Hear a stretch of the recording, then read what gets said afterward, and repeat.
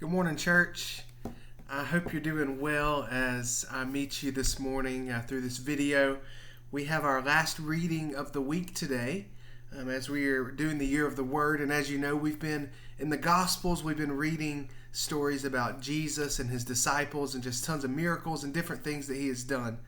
And today we are in Luke chapter 11. And we're going to read verses 37 through 54. And up to this point, I know we've been reading a lot about Jesus and different miracles he's performed, and then we saw the parable of the Good Samaritan yesterday, and then Luke 11 starts here where Jesus gives what we often call the Lord's Prayer, but it's actually known as the model prayer. You hear this prayer recited a lot. If you're on a sports team at school, you usually say it before games. If you think of the Lord's Prayer, this is what you often think of, but it's actually the model prayer. They asked Jesus to teach them how to pray.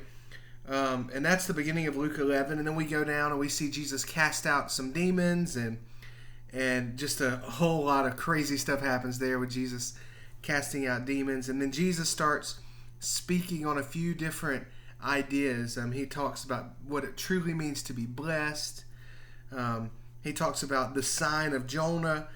And he talks about the light in the people that he's talking to. But then that brings us to verse 37. And the topic for today's reading is false spirituality. And so I want to set the scene. Jesus is surrounded by Pharisees.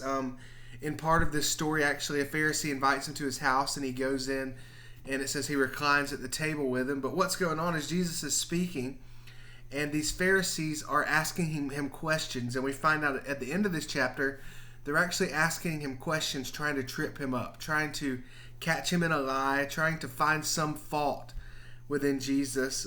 We know they will never do so because Jesus is perfect and holy and never sinned. So he's never going to do anything wrong. But that's what they're looking for.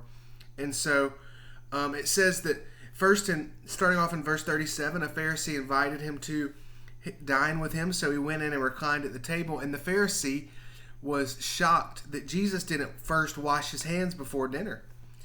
And it says, and the Lord said to him, now you Pharisees cleanse the outside of the cup and of the dish, but inside you are full of greed and wickedness. You fools! Did not he who made the outside make the inside also? And so what Jesus is pointing throughout the rest of this whole chapter and through this passage we're looking at today, over and over again, he's talking about the false righteousness of these Pharisees. You see, the Pharisees were the lawmakers. They were high up in the government, in the council of Jerusalem here. They were almost like the model Jews. I mean, they kept the laws. They made the laws. They were above the law. They were high in society. If you were a Jewish man, being a Pharisee was what you would strive to be like. And so they thought they were perfect and righteous because they had kept all the laws. But then we see here, as Jesus says, you wash the outside, but on the inside you are full of wickedness and you are full of greed. And the parallel he's drawing is that you may do all these laws and keep all these laws in society, and you may maintain and uphold the Jewish law, but on the inside you are sinful and you are broken. And we go throughout this passage and we see the same thing over and over again. Jesus is rebuking these Pharisees with the same kind of thought. It says, you tithe mint and rue and every herb. You tithe faithfully. You do in obedience the thing you're supposed to do, or what looks like obedience, but Jesus says you neglect justice and the love of God.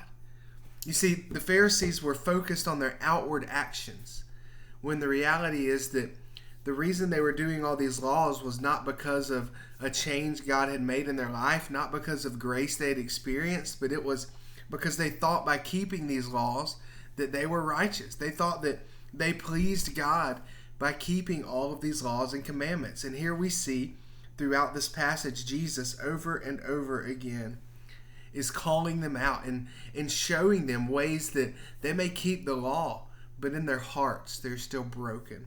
And I think he's doing this with the goal of exposing their sin to them, showing them that just like everyone else, that they are sinners, that though they may keep the law perfectly, though they may appear on the outside to do the right things, they are still broken and sinful and have the same need as everyone else around them.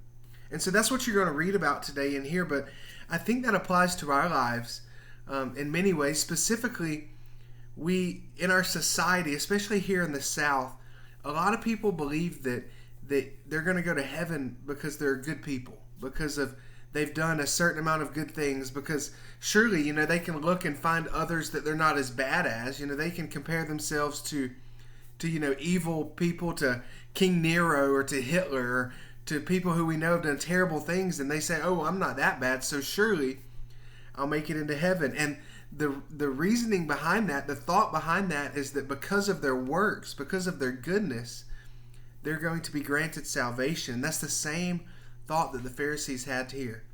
But let's never slip into this thinking, because the truth is there's one way to heaven. There's one way that we can be counted righteous, and that is through faith in Jesus Christ. And so I want to encourage you today that if you have faith in Jesus, then you are saved, then you have a surety that you will spend eternity with Him. But if you are counting on your works, if you are counting on good deeds, just as these Pharisees, you may have it all right on the outside, but on the inside, you have a sinful, broken heart. I want to call you to repent. I want to ask you to place your faith in Jesus, experience grace for the first time, and have true righteousness. So that wraps up our reading for the week, Luke chapter 10, 37 through 54. And I hope that you have a great day. I hope you have a great weekend. And we look forward to seeing you Sunday morning.